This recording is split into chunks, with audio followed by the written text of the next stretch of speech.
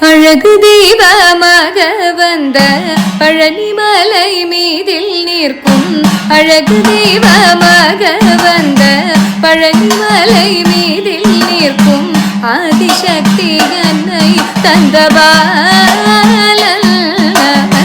அசுரர் தம்மை வென்ற வடிவேலன் நல்ல அமுதமெனுமோர் தமிழில் பாடிடும் அன்பு வாழ்வை கருணை செய்குகன் அரந்தந்த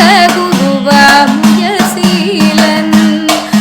என்றும் அருள் சுரந்தே காக்கும் மனுகூலன் குழந்தையாக குமரனாக கோவனடை துறைவியாக